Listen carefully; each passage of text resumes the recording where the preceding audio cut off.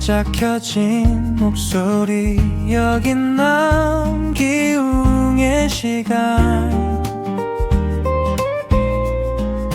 하루를 다 털어내고 물 위에 몸을 띄우듯 천천히 숨을 고르고 이야기를 풀어볼게 심야수영 깊은 얘기 물결처럼 흘러가는 고민들 천천히 같이 떠 있어줄게 여긴 남기웅의 수영장 hey! 안녕하세요, 남기웅입니다. 지금 시간은 2026년 4월 19일 일요일 오후 8시 15분입니다. 다들 이번 한 주는 좀 어떠셨는지요?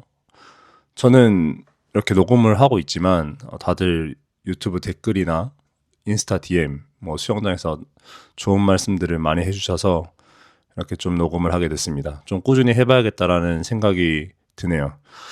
이번 한 주는 되게 좀 정신없이 흘러갔던 것 같아요. 수업도 있었고 수업 중간에 여러 가지 약속들이 있었고 그렇게 왔다 갔다 하느라 한 주가 되게 정신없이 흘러간 것 같습니다. 다들 수영은 조금 열심히 하셨나요? 날씨가 좋아서 생각보다 결석하신 분들도 좀 많고 일 때문에 바빠서 결석하시는 분들도 있는 것 같아요. 근데 오리발을 착용하는 날은, 그러니까 저희 수영장에서 오리발을 착용하는 날은 대부분 많이 나오시는 편이라 그때는 출석률이 좀 높았던 것 같습니다. 어쨌거나 오늘은 제가 두서없이 늘 얘기를 하지만 제가 작성한 글을 먼저 읽고 시작해보고자 합니다. 읽다 보면 또 얘기할 거리가 생기겠죠. 상당히 이 저번 주에도 읽다 보니까 되게 쑥스럽고 좀 민망해서 되게 빨리 읽게 되는데 그래도 오늘 조금 제대로 읽어보고자 합니다. 제목은 수영은 두 벽을 왔다 갔다 하는 답답한 운동이다. 그리고 소제목은 끝이 없게 느껴지는 파란색의 길입니다. 수영이라는 종목, 여기서 수영은 경영은 훈련 시간이나 거리에 비해 경기 시간이 매우 짧다. 선수들은 많을 때 한 번에 10km 이상도 훈련을 한다. 시간으로는 3시간까지도 말이다. 하지만 실제 경기 시간은 아무리 길어도 16분 정도다. 최장거리인 1500m 선수가 이 정도의 시간이고 나머지 선수들은 4분 정도의 경기 시간이 대부분일 것이다. 수영은 두 벽을 왔다 갔다 하는 답답한 운동이다 라고 과거에 들은 적이 있다. 외국의 수영선수 출신이 말했다고 들었다. 자세히는 모른다. 기억에 남아있는 걸 보면 꽤나 공감한 것 같다. 수영이란 종목의 훈련은 꽤나 지루하고 답답할 때가 있다. 당연히 힘든 훈련일 때는 그런 느낌을 느낄 틈이 없다. 수영이라는 종목은 대부분 실내에서 이루어진다. 실내에서 하면 당연히 계절이나 시간에 대한 인식을 하기 어렵다. 실내에서 하는 스포츠는 날씨나 계절의 영향은 받지 않지만 풍경이 없어 시각적으로 답답하다. 그중 100m짜리 100개 훈련을 할 때는 더더욱 그렇다. 이 훈련을 할 때 코치들은 약 5초 정도 휴식 시간을 가질 수 있는 시간을 준다. 1분이나 1분 5초로 페이스를 기준으로 두고 시간은 1분 10초 정도로 말이다. 여기서 조금 제가 덧붙이자면 1분 10은 정말 빠른 기록이고 사이클이고 보통 한 1분 20초까지도 주기는 합니다. 1분 10초로 할 때는 패드를 낀다거나 다른 장비는 보통 끼진 않지만 1분 10초로 뺑뺑이를 돌 때도 있었는데 그건 대표팀 때 그랬던 것 같아요. 1분 10초, 15초, 20초 이 사이에서 보통 100개를 돌기도 합니다. 어쨌든 이어서 계속 할게요.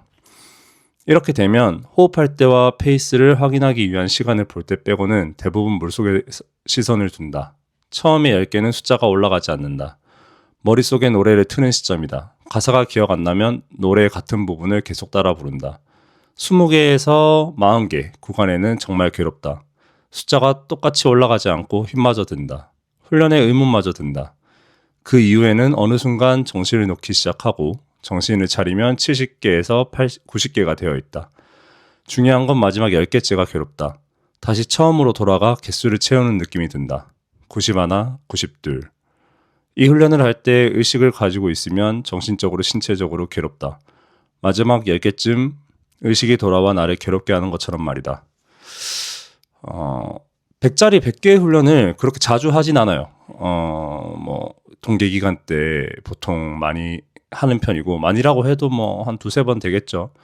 100짜리 100개를 하고, 옛날에 이런 얘기를 들었었어요. 일본에서는 무슨 이제 그러니까 새해가 됐을 때 아니면 2주 정도 기간 동안 100짜리 100개를 매일 한다고 하더라고요.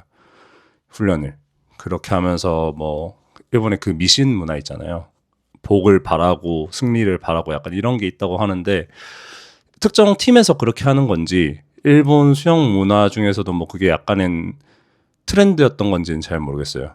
근데 그렇게 했다고 하면 수영 훈련이 좀 편했을 것 같기도 하고 지루했을 것 같기도 해요. 힘들었을 수도 있는데, 사실 100짜리 100개를 계속 돌다 보면 약간 그 놓는 시기가 있기 때문에 막 힘들다고라고만 생각하기는 좀 어려울 것 같아요. 이게 적응을 하기 때문에 이제 뭔가 도 닦는 기분으로 한다고 하면 상당히 조금 괜찮지 않았을까.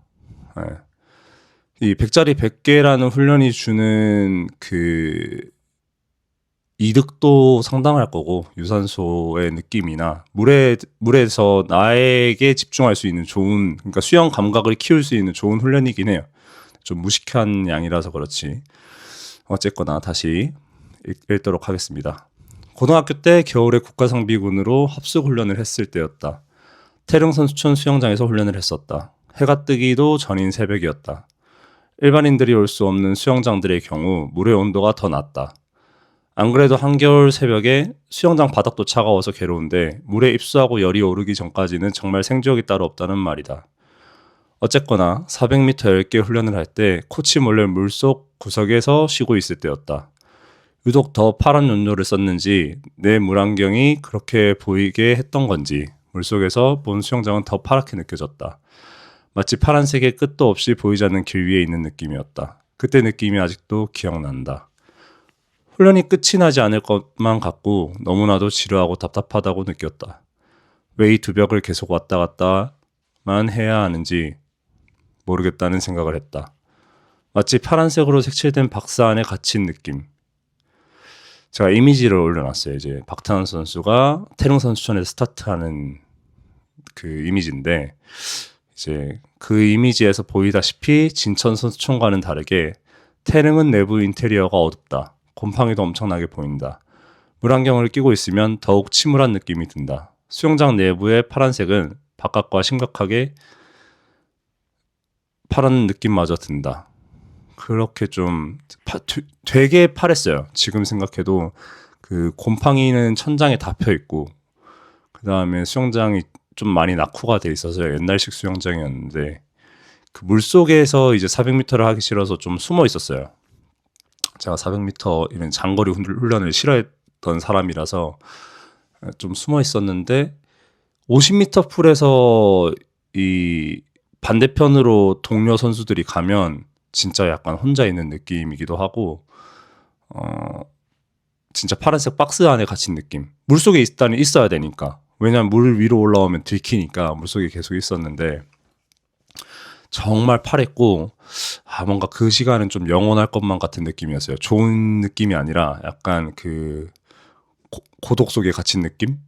진짜 집에 가고 싶다 이런 생각이 많이 들었던 것 같아요. 태릉 수영장을 지금은 사용을 안 할 텐데, 당시에는 탈의실도 되게 낙후가 돼 있었고, 네, 저는 진천 선수촌부터 그 대표팀 생활을 했기 때문에 상비군에 있을 때는 여기 들어가게 될 줄 알았는데 운이 좋았던 것 같아요. 계속 읽을게요. 불편함과 고통은 다르다고 한다. 운동이나 일을 할 때 힘든 것은 불편함으로 그 행위가 끝나면 편해지니 불편함이다. 하지만 고통은 그 행위가 끝나더라도 이어지는 것이다. 나는 유독 수영장의 답답함이라는 불편함을 과하게 느꼈던 것 같다. 의식하는 순간 그 느낌은 더욱 강하게 다가온다. 의식한 것과 관련된 것만 눈에 더 잘 띄고 정보도 과하게 해석하게 된다. 시간이 지나면 싫었던 것도 아름다워 보인다던데 지금의 수영장의 그 답답한 느낌을 싫어한다. 그 외에도 답답한 것을 좋아하지 않는다. 특히 수영장의 물과 같이 공기가 답답한 것을 싫어한다. 어디에 있든 환기는 필수고 환기가 되지 않는다면 내가 나가야 한다. 물론 답답한 것을 좋아하는 사람은 없을 것이다. 하지만 나는 그 역치가 더 낮은 것 같다. 가끔 이렇게 생각한다. 원래는 답답함의 역치가 정상이었는데 수영을 하면서 역치가 낮아진 건 아닐까 하고 말이다. 나는 답답함이라는 느낌을 유독 강하게 의식하는 사람인 것이다. 제가 수영장의 그 답답한 느낌을 되게 싫어합니다. 천장이 낮은 수영장을 더 싫어하고, 다행히도 제가 일하는 수영장들은 다 천장이 좀 높은데, 그 천장이 낮게 있으면 훈련이 더 힘들게 느껴지더라고요. 더 괴롭게 느껴지고. 그래서 저는 지금도 쾌적한 수영장이 좋고, 누구나 그렇겠지만, 근데 이제 거기서도 해도 상관없다라고 생각하시는 분들이 더 많을 것 같아요. 근데 상당히 그 답답함이 싫었다. 제가 그 대구에서 실업팀을 했는데 두류 수영장도 굉장히 컸어요. 근데 거기도 깝깝한 느낌이었어요. 이게 밖이 보이질 않다 보니까 되게 갇혀있는 느낌이고, 제가 중학교 때 사직 수영장에서 3년을 훈련을 했는데, 사직 수영장 지금 천장은 기억이 나질 않는데 그 당시에는 천장이 약간 그 햇빛이 비치는 수영장이었어요. 밖에가 보이는 느낌은 아니고. 그래서 어두운 날은 어둡고 햇빛이 들어오는 날은 수영장 전체에 햇빛이 들어와서 좀 그런 야외에 있는 느낌을 주곤 했습니다. 그 느낌 때문에 제가 어릴 때 좀 쾌적한 데서 해서 그런가 봐요. 그러니까 보기에 겨워서 나중에는 그게 당연하게 생각을 한 것 같은데, 어쨌든 수영을 쾌적한 곳에서 하는 거랑 답답한 데서 하는 거랑은 그 행복의 그 양이 다르다. 저는 좀 그렇게 생각하고 있습니다. 이제 마지막인데, 수영이 야외에서 하는 스포츠였다면 답답한 훈련도 즐겼을 것 같긴 하다. 지금의 내가 경치를 즐기며 풀코스까지 뛰듯이 말이다. 그런데 어쩌면 정말 순수하게 풍경을 즐기다가 성적보다는 즐기는 것에 집중하는 선수가 되었을지도 모른다. 라고 제가 이렇게 마무리를 했습니다. 다들 수영장을 여러 군데를 좀 다녀보셨나요? 뭐 호텔 수영장 외에 이제 정말로 이 스포츠라는 수영을 할 수 있는 수영장을 여쭤보는 건데, 수영장 얘기가 나와서 제가 뭐 나중에 이 글 중에서도 한 게 있지만 일본 수영장을 간 적이 있었어요. 도쿄에 대회를 하러 대표팀 때 갔었는데, 와, 수영장이 진짜 크더라고요. 그 사직 수영장의 규모였던 것 같아요. 사직 수영장도 보조풀이 있고, 보조풀이 똑같이 50m에 8개인가 10개가 있고 메인 풀이 있으니까 그 정도 규모였던 것 같아요. 그것보다 좀 더 컸던 것 같기도 하고. 근데 정말 쾌적하게 잘 돼 있었어요. 그 관중석도 뭐 물론 습하긴 하지만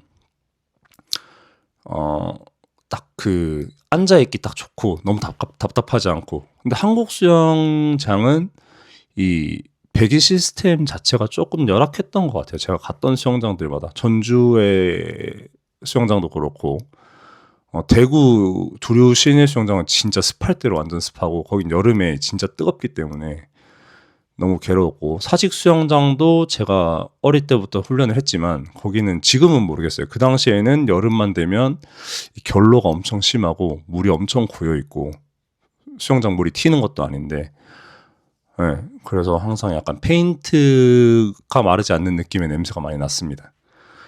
네, 그래서 수영장 관리를 좀 잘하는 느낌? 그런 좀 디테일한 문화가 좀 달랐던 것 같아요. 네, 그리고 중국 수영장도 가본 적이 있는데 땅이 넓다 보니까 뭐 되게 안 좋은 수영장도 가봤지만 물이 초록색이어서 앞이 보이질 않더라고요. 어쨌든 근데 거기도 야외 수영장이 있어서 햇빛이 엄청 뜨거움에도 불구하고 그 고딩 때였는데, 최고에서 전지훈련을 갔을 때였는데 좀 즐겁게 수영을 했던 것 같습니다. 지금 뭐 수도권을 제외하고는 제가 알기로는 이제 지방 도시들은 수영장을 좀 쾌적한 데 짓더라고요. 예를 들면 뭐 울산이 지방이라고 할 수는 없지만 광역시지만 울산이 문수 수영장이었나요? 거기 수영장도 지상이어서 좀 수영장을 왔다 갔다 할 때 편했어요. 다 지상이긴 한데 보통 두류도 지상이고 했는데 조금 더 쾌적한 느낌? 주차장도 넓은 느낌이고 뭐 그랬다. 좀 답답했던 곳은 전주에 완산 실내 수영장이었나요? 거기는 주차장도 좁고 좀 이게 대기할 수 있는 공간이 협소하다 보니까 돗자리를 막 선수들이 깔아놓으면 왔다 갔다 하기도 되게 불편했어요. 그래서 좀 갑갑한 느낌이 컸다. 그렇게 말할 수 있을 것 같습니다. 보통 훈련을 3시간 정도를 해요. 길게 할 때는. 보통 이게 뭐 파트마다 다르긴 하지만 대표팀에 들어가지 않는 이상 종목별로 나눠서 훈련을 할 경우는 잘 없는 것 같아요. 환경의 특성상도 그렇고 코치가 보통 한 명인 경우가 많으니까 다 같이 훈련을 하는데 훈련 3시간까지 낼 수 있는 환경이면 되게 좀 여유가 있는 수영장인 것 같고 요즘에 제가 생각하기에는 보통 2시간까지 대여를 해서 하는 편인 것 같습니다. 어쨌든 대표팀 때는 3시간까지 3시간 넘어서까지 훈련을 했는데 아침이 아니죠. 해가 떠 있을 때 시작해서 저녁에 해가 질 때, 그러니까 선수촌 식당이 문을 이제 정리를 하려고 할 때 제가 장거리 파트에서 훈련을 했기 때문에 밥을 먹으러 갔어요. 그럼 이제 음식도 별로 안 남아 있고 남은 걸 먹었는데도 그 당시엔 좀 행복했던 것 같아요. 주위에 아무것도 없기 때문에 산과 밭이었기 때문에 진천 선수촌이 그 당시에는, 그리고 저번 시간에도 말씀드렸지만 주변에 아무것도 없고 입촌한 선수들도 별로 없었고 그 당시엔 태릉이랑 같이 병행을 하고 있었기 때문에 이 수영장에서 식당까지 가는 길이 그냥 되게 고즈넉한 그냥 야외에 놀러 온 느낌이긴 했어요. 물론 훈련이 잘 안 됐을 경우는 좀 괴롭긴 했지만 그래도 행복한 시간이었어요. 좀 쾌적하게. 선수촌에 대해서 조금 더 설명 드려볼게요. 안에 지금은 더 잘 돼 있을 텐데 당구를 칠 수도 있고 노래방도 있었어요. 그리고 미니 영화관 같은 게 있어서 USB를 꽂고 영화를 볼 수 있는 그런 것도 있었습니다. 물론 다 이제 카드키로 다 찍고 가야 되고 숙소 1층에는 식당이 있고 홀이 있고 홀 옆에는 이제 목욕탕이 있었어요. 목욕탕에는 이제 뜨거운 열탕 1개가 있고 그 다음에 그냥 온탕이 하나 있고 냉탕, 그 다음에 습식 사우나, 그리고 건식 사우나 이렇게 다 있었어요. 거기는 거의 꺼지는 날이 없어서 훈련을 갔다 와도, 그리고 뭐 24시간이니까, 그리고 외출을 갔다 와도 항상 열려 있었다. 그래서 거기서 좀 리커버리를 많이 했던 것 같아요. 늘 루틴이 제가 있을 당시에 대표팀 분위기가 되게 좋아서 야간 운동이나 이런 걸 끝나고 각자 이게 시간이 어느 정도 되면 한 8시, 9시 정도 되면 다 탕으로 왔어요. 3, 3, 5. 안 오는 선수들도 당연히 있었는데 거기서 좀 회복도 하고 뭐 선배들과 이제 놀기도 했죠. 뜨거운 물이랑 온탕에서. 선수촌에서 재밌는 추억들이 많아요. 제가 축구를 별로 안 좋아하는데 풋살도 막 엄청 찼었고, 풋살도 하면서 막 수영 선수들이 대부분 공놀이를 잘 못하는데, 물론 잘하시는 분들도 몇 분 계시지만 다른 종목들과 비교해서는 잘하시는 분들도 그냥 평범한 수준인 것 같아요. 어쨌든 그렇게 이제 다들 세모발들끼리 풋살을 엄청 열심히 차고 그 다음에 목욕을 하고 그랬던 적이 있습니다. 그렇게 막 1000m씩 해도 회복을 했던 시기인 것 같아요. 저도 뭐 20대 초반이었고 제가 좋아했던 선배들도 뭐 지금 생각해보면 엄청 어린 나이였죠. 20대 중반이니까 뭐 회복이 엄청 빨랐다. 그리고 거기 풋살에서 진 팀은 항상 뭘 샀어야 됐어요. 배달 음식을 산다거나. 근데 제가 그때는 대학생이고 용돈을 받아서 생활하는 거였기 때문에 좀 많이 부담스러웠어요. 실업팀 다니는 형들이 많았기 때문에 그 형들은 좀 이렇게 재미로 했겠지만 저는 약간 심리적인 부담감이 있었다. 한 번에 뭐 2, 3만 원씩 내는데 그거를 주 2, 3회씩 하다 보니까 그렇게 좀 했던 것 같아요. 좀 다들 루틴은 어떠신가요? 대표팀 얘기를 하니까 이제 대표팀 훈련이 토요일 같은 경우는 외출을 줘야 되기 때문에 4시 반에 시작을 했어요. 4시 반에 토요일의 경우 4시 반에 시작을 했고 다른 평일은 제가 잘 기억이 나질 않네요. 지금 거의 한 10년 전이어서 토요일 같은 경우 4시 반에 시작을 하는데 금요일 훈련이 보통 쉬운 경우가 없었어요. 그러고 이제 금요일 훈련이 예를 들어서 6시에서 7시 사이에 끝나고 저녁을 먹고 그 다음 날을 위해서 좀 자려고 하면 잠이 안 오는 거예요. 지금 이제는 공부를 좀 하고 아니까 내 몸을 아니까 이게 되게 피곤해서 잠이 안 오구나라고 당연히 알지만 강한 운동 후에 4시 반에 일어나려고 자는데 잠이 너무 안 와서 새벽 2, 3시까지 아니면 아예 자지도 못하고 새벽 4시 반에 훈련에 나간 적도 많습니다. 그렇게 4시 반에 가면 뭘 하느냐 가서 코어 운동을 한 30분에서 1시간 정도 해요. 이 되게 넓은 위치가 있기 때문에 매트를 깔고 짐볼이나 아니면 여러 동작들로 코어 운동을 30분에서 1시간 정도를 하고 입수를 해서 토요일은 그래도 연습량이 좀 작은 편이었어요. 한 4에서 5천 정도, 5,000m 정도 그렇게 막 거의 하고 외출을 했었죠. 그 당시엔 4시 반에 일어나는 것도 진짜 너무 힘들었는데 지금은 3시 반에 제가 일어납니다. 아시는 분들은 아시겠지만 저는 3시 반에 일어나서 아침에 준비를 하고 달리기를 뜁니다. 5에서 7km를 뛰고 그 다음에 6시에 수업을 하고 그런 식으로 점심까지 이제 먹고 수업하고 나서 점심을 먹고 다시 오후 수업을 하고 네, 밤에는 제가 이 시간에는 원래 자요. 지금 녹음하는 시간에는.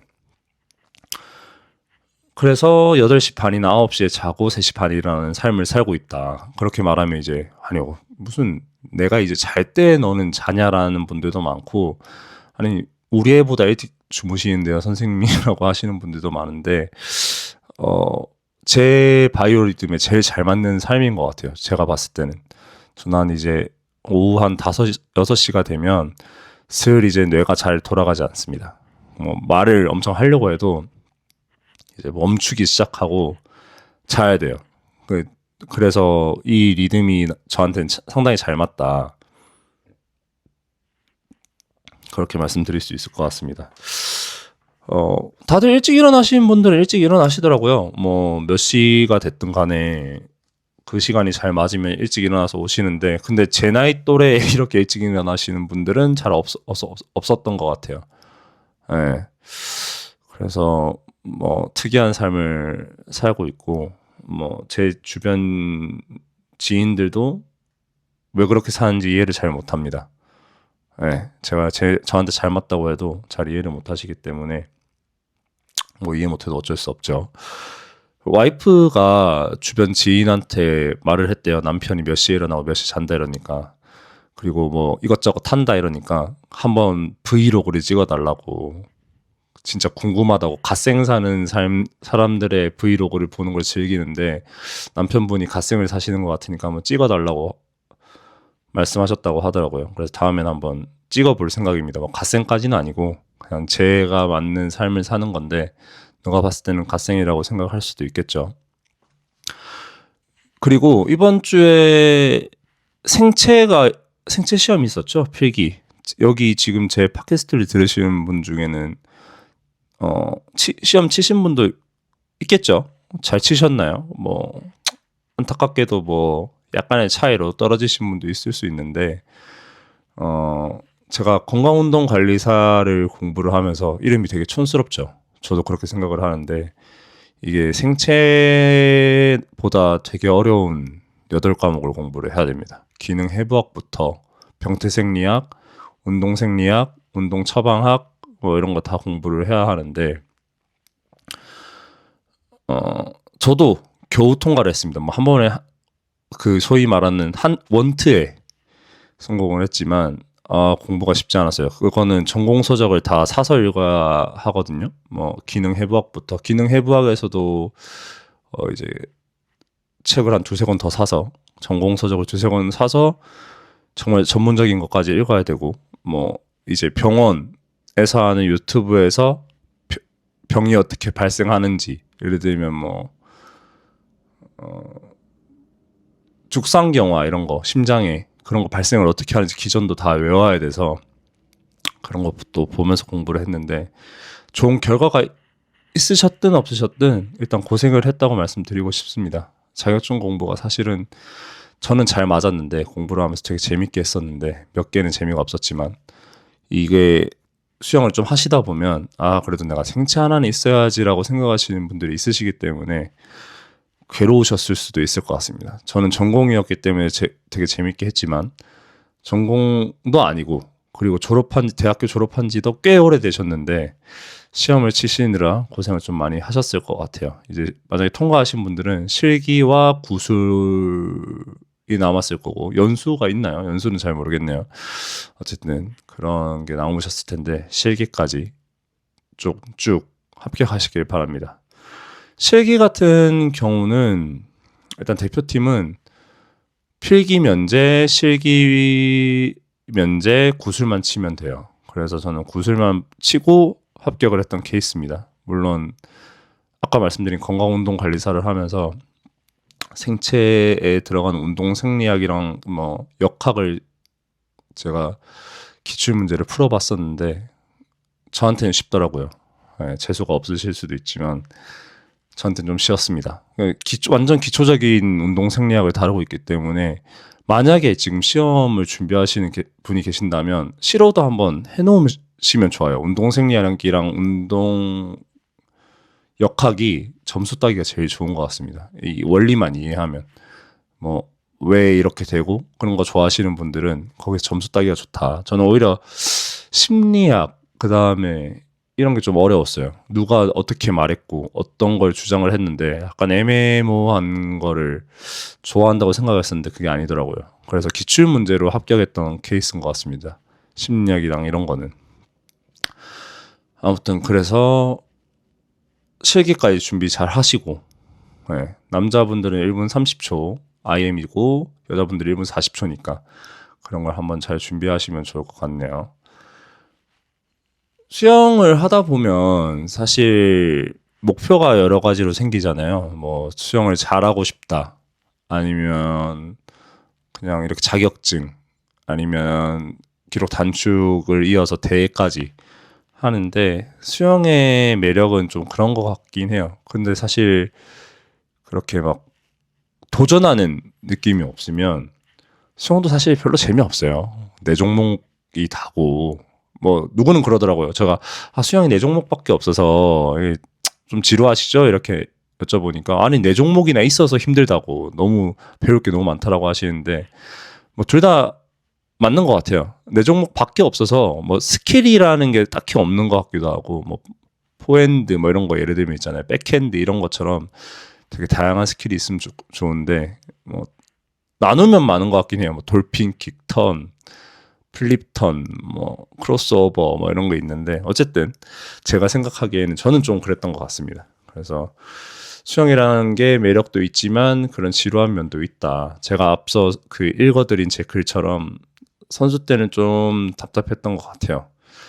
야외에서 하면 해지는 것도 볼 수 있고 뭐 그렇게 느낄 수 있는데 비가 오나 뭐 천둥 번개가 치나 눈이 오나 다 이제 똑같은 풍경이었기 때문에 그런 게 있었다.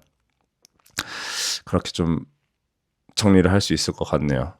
어쨌거나 뭐 오늘도 그냥 제가 두서없이 떠들었는데 할 말이 굉장히 많았는데 막상 또 떠들다 보니까 옆길로 새고 그랬네요.